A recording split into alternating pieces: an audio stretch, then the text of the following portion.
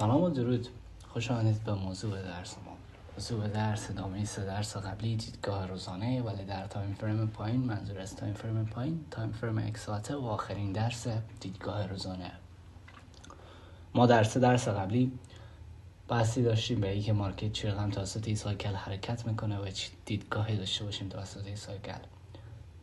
همون رقم که چند مثال دادم، همچنان شما میتونید در مارکت هفته ها این سایکل ببینین که چی رقم عمل میکنه و چی رقم روی از این سایکل پایبنده.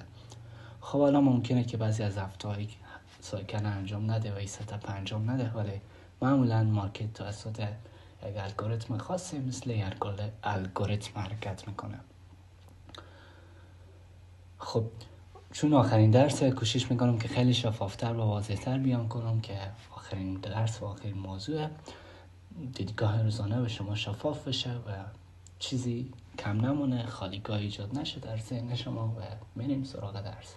خب شما فعلا چارت روزانه رو میبینین، تایم فریم روزانه. در این قسمت میبینین که یک گپ داریم و در این قسمت هم آخر گپه و این قسمت خالیگاهی که ایجاد شده. در این قسمت شما روز دوشنبه و اوپن مارکت میبینین، در این قسمت شما روز سه شنبه میبینین، در این قسمت چهارشنبه و در این قسمت پنجشنبه و همچنان در این قسمت جمعه. های هفته ای قسمته و لو هفته هم این قسمته. دیدگاه هایی که داشتیم میگفتیم در روز دوشنبه accumulation یا consolidation، روز سه شنبه manipulation به یکی از ریفرنس های اسمارت مانی، روز چهارشنبه distribution، روز پنجشنبه ادامه دهنده جهت چهارشنبه و روز جمعه هم ریورسال به دیسکانت یا پرمیوم. خب روز دوشنبه میبینین که مارکت کنسولیدیشن کرده. این قسمت مارکت کندل باز کرده، تا این قسمت آمده های زده و پس رفته به قسمت بسته کرده، یعنی کل روز به 100 پیپ کندل روزانه بسته کرده.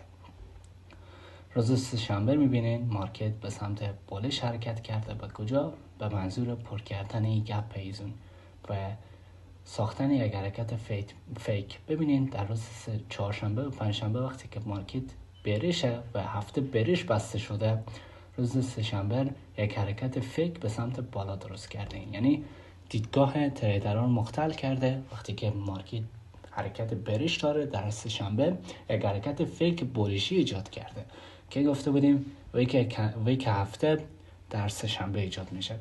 خب بریم داخل کندلای هفته ای میبینیم که این ویکی که شما در این قسمت میبینین در روز سه شنبه ایجاد شده و بریم شروع میکنیم به تایم فریم یک ساعته، چون که تایم فریم 4 ساعته ما بحث داشتیم و تمام شد، ولی در تایم فریم یک ساعته مونده که بحث داشته باشیم.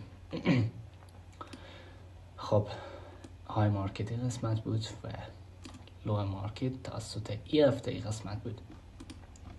شما در این قسمت روز دوشنبه اوپن مارکت میبینین که مارکت فقط کنسولیدیشن کرده و به یک قیمت فکر کنیم مارکت این قسمت اوپن شده. خب و به این قسمت هم کلوز شده. کل اوپن تا کلوز مارکت این اندازه بود، گرچند که رفته بالا و پس آمده پایین، ولی منظور چیه؟ منظور اینه که مارکت در یک زون بسته شده و هیچ حرکت خاصی در دوشنبه انجام نداده. پس دیدگاه ما همیشه از دوشنبه هاشه دیدگاه کنسولیدیشنی یا اکیومولیشنی. روز سه شنبه حرکت زرد یا حرکت مختل کننده، که جهت اصلی مارکت از ما پنهان کنه، که یک حرکت فیک بسازه به منظور رساندن به ریفرنس های اسمارت مانی.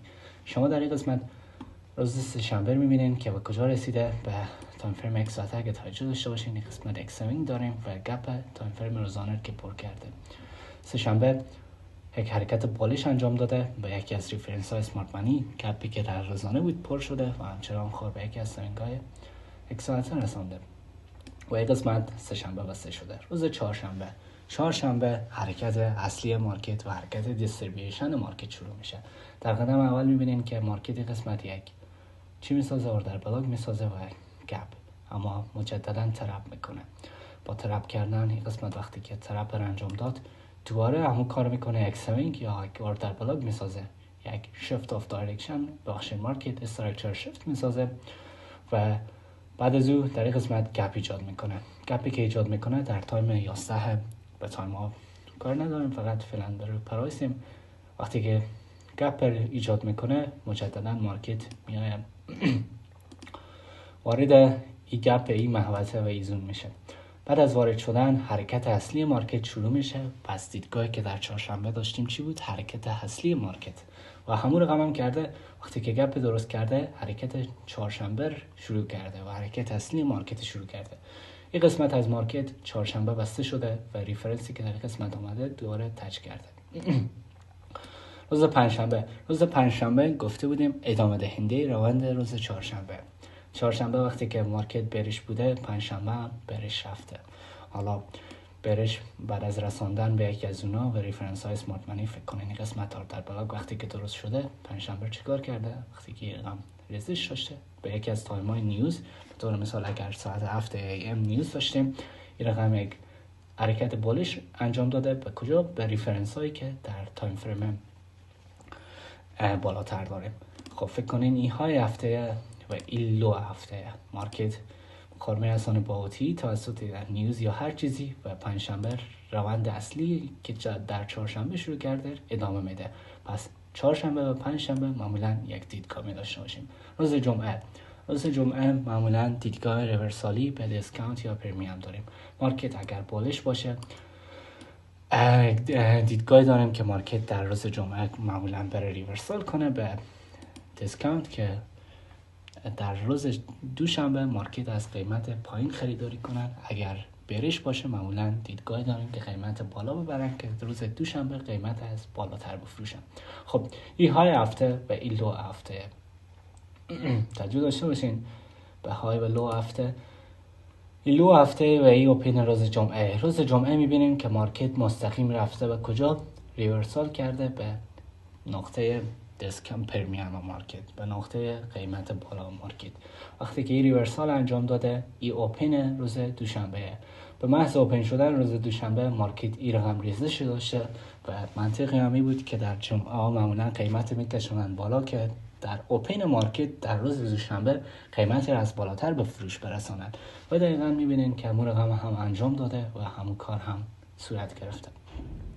امیدوارم که از درس و موضوع برداشت کرده باشین. کوشش کردم که خیلی شفافتر توضیح بدم و حتما در پشت چارت بارها تست کنین و اگر سوال چیزی بود حتما به اشتراک بگذارین، خوشحال میشم. خب این بود از آخرین موضوع دیدگاه روزانه. بعد از این میرم سراغ مکروها. بعد از مکروها چند موضوع تایمی دیگر و بعد از تایمی موضوعات تایمی انشالله بس می داشته باشیم به سر موضوعات پرایس. خب خداحافظ شما. تشکر از اینکه تا این قسمت و تا این موضوع همراه بودید.